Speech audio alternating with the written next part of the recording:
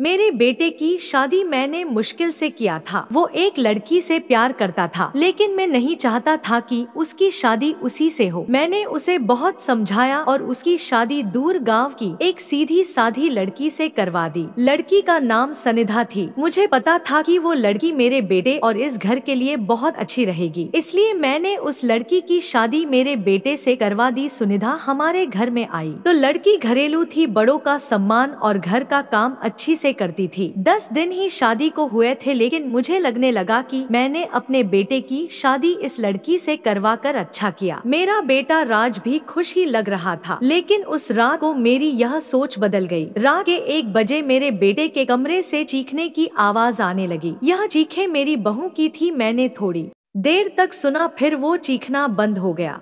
मैंने बहू से पूछने की कोशिश की, लेकिन फिर हमने उन्हें रात में पूछना उचित नहीं समझा, इसलिए दरवाजा नहीं खटखटाया। सुबह मेरा कोटा बेटी भी बोल रहा थी कि पापा रात को कौन चीख रहा था। मैंने उसकी बात काट दी, कहा कि कोई नहीं, शायद कोई बाहर से चीख रहा था। मेरी बहू का स्वभाव उस दिन से बदल गया। वो चुप रहती थी सारा दिन। मैंने सोचा शायद पति पत्नी के बीच कोई बात होगी, इसलिए मैंने कुछ पूछा नहीं। अगले रात फिर 1 बजे वही हुआ। मेरे बेटे के कमरे से फिर चीखने और रोने की आवाज आने लगी। इस रात वो आवाज करीब 15 मिनट तक चली। मेरा बेटा उठ गया और उसने हमारे कमरे का दरवाजा खटखटाया। मैंने दरवाजा खोला, देखा तो वो बहुत डरा हुआ था। बोला, पापा यह क्या है? भाभी रोज रात को रोती और चीखती है, क्यों, क्या होता है? कमरे के अंदर चलो, अभी दरवाजा खुलवाते हैं। मैं दरवाजे के पास जाने लगी तो मेरे पत्नी ने मुझे रोक लिया, कहा कि रुको, अभी बात मत करो, कल सुबह दोनों से बात करते हैं। उस रात को मेरा सोना मुश्किल हो गया था। सुबह मेरी बहू जल्दी उठकर घर के काम में लग गई। मैं सुबह अपने बेटे के कमरे में गया, उससे पूछा क्या बात है, रोज रात को बहू रोती क्यों है? बेटे का चेहरा पूरा उतरा हुआ था। बोला कुछ नहीं। उसकी बातों से और आँखों से साफ दिखाई दे रहा था कि वो कुछ छिपा रहा है। उन्होंने भी उससे पूछा, लेकिन वो कुछ नहीं बोला, घर से बाहर चला गया। मैंने मेरी बहू से पूछा, वो कुछ काम कर रही थी। उसको देखकर ही ऐसा लग रहा था कि जैसे रात में ठीक से सोई नहीं है, आंखें साफ बता रही थी। मैंने उसे पूछा, क्या हुआ, तुम रात को रो क्यों रही थी? वो बोली, रो रही थी कब, नहीं, मैं तो सो रही थी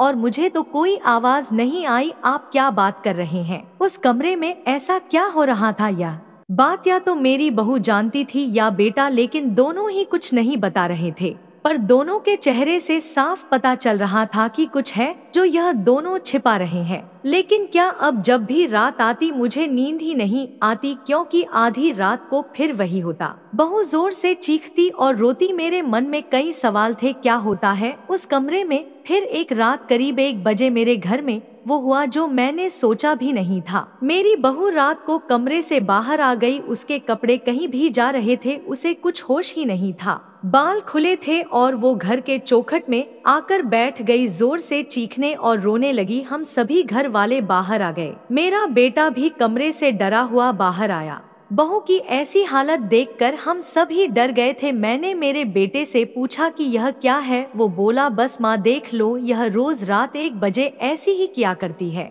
मैं आप लोगों को क्या बताता, सुबह जब उसे पूछता हूँ तो उसे कुछ याद ही नहीं रहता है। बोलती है मैं तो कुछ नहीं जानता। बहू जब थोड़ी देर बाद शांत हुई तो मेरा बेटा उसे कमरे में ले गया और सुला दिया। मैं सोच रही थी कि यह सब क्या हो रहा है। मैं बेटे को कहा कि तू उसे उसके घर छोड़ आना, सुबह में उसकी माँ से बात करूंगी। सुबह होते ही मेरा बेटा उसे कुछ बहाना करके उसके घर छोड़ आया। मैंने उसकी माँ से बात की। उसकी माँ ने कहा कि यह क्या बोल रहे हो, मेरी बेटी बिल्कुल ऐसा नहीं करती थी। मैंने जो सोचकर राज की शादी उससे की थी वैसा हो नहीं सका। बहू को छोड़े अब 1 महीने हो गए थे। इस दौरान उसके घर से फोन आता रहा, लेकिन मैं टालता रहा। मेरे बेटे भी कह रहा था कि मेरे वो दिन कैसे निकले हैं मैं ही जानता हूँ, मैं उसे वापस नहीं ला सकता। कहीं उसने मेरी जान ले ली तो क्या करूँगा। मैंने उस पर फिर ज्यादा दबाव नहीं डाला। पर मैं अपने आप को कोस रही थी कि मैंने अपने बेटे की शादी उस लड़की से क्यों करवा दी। अब मेरे घर में कोई नहीं चाहता था कि वो वापस आए। इन्हीं सब बातों में 5 महीने निकल गए। फिर एक दिन अचानक ही मेरी बहू अपने सामान के साथ वापस मेरे घर आ गई। वो आते ही मुझसे कहती है, पापा जी, मैं जानती हूँ कि आप मेरे बारे में क्या सोच रही है, लेकिन सच क्या है यह आपको पता नहीं। उसकी बातों से मुझे लगा कि कुछ है जो वो बताना चाहती है। मेरा बेटा घर आया और उसे देखकर गुस्सा हो गया। कहा, यह वापस आ गई, मैं अब यह इस घर में नहीं रह सकता, मैं जा रहा हूँ। मेरा बहू ने उसी समय कहा, क्यों, सच सामने आ जाएगा इसलिए डर रहे हो, बताइए सबको सच क्या है। बेटा सोचा मैं उस तरह से क्यों किया करता था। बेटा बोला कि क्या सच? सच यह है कि तुम पागल हो और रोज रात उस तरह से करती हो। बहू बोली कि पापा जी, आज अगर सबसे ज्यादा दुखी और परेशान है तो वो और कोई नहीं, मैं हूँ। मैंने अपने पति की बात मानी, उन पर विश्वास किया। मैंने कहा, तुम क्या कहना चाहती हो? फिर मेरी बहू ने जो बताया उसे सुनकर मेरे पैरों तले जमीन खिसक गई। वो बोली कि आपके बेटे ने मुझे पहली रात से यह नाटक करने को कहा था, लेकिन मैंने नहीं माना। वो कहते हैं कि हम दोनों अलग बड़े शहर में जाकर रहेंगे। उनको कहा, अगर ऐसे मेरे घर वाले मुझे नहीं छोड़ेंगे, लेकिन तुम इस तरह का नाटक करोगी तो वो डर जाएंगे और फिर हम अलग रहेंगे। पहले मैंने बोला कि यहाँ सबके साथ अच्छा है, लेकिन फिर जब वो मुझसे बात नहीं करते थे तो मुझे उनकी बात माननी पड़ी। और फिर मैंने जब सब नाटक किया तो इन्होंने मुझे छोड़ दिया। मुझे आप सभी की नजरों मैं पागल और ना जाने क्या साबित कर दिया। उसके बाद मेरा फोन भी नहीं उठा रहे हैं। उनका मैं घर में इंतजार कर रही, लेकिन वो नहीं आए। मैं समझ गई कि उन्होंने मुझे बेवकूफ बनाया है, मुझसे झूठ बोला है। यह मुझे अपनी जिंदगी से भगाना चाहते थे। मैं इस बात को समझ गई। अब मैं खुद ही इनसे दूर चली जाऊंगी, लेकिन मैं चाहती थी कि सच आप सभी के सामने आ जाए। मुझे बहू की बातों पर पूरा विश्वास हो गया था। मेरा बेटा बोला, तुम्हें इसे रखना है तो रखो, मेरी शादी तुमने उससे नहीं होने दी जिससे मैं चाहता था, और उस गांव की लड़की से करवा दी। मैं चाहता था कि यह भी यहाँ से चली जाए। तुम परेशान हो, सोचो कि यह मैंने क्या किया। अब भी मैं इसे अपनी पत्नी नहीं मानता। मैंने मेरे बेटे को कहा कि बेटा, तुझे इस घर में रहना है या नहीं, इसका फैसला तू कर ले। मेरी बहू इस घर में ही रहेगी और जो इसे इसका हक और इज्जत नहीं देगा वो इस घर में नहीं रह सकता।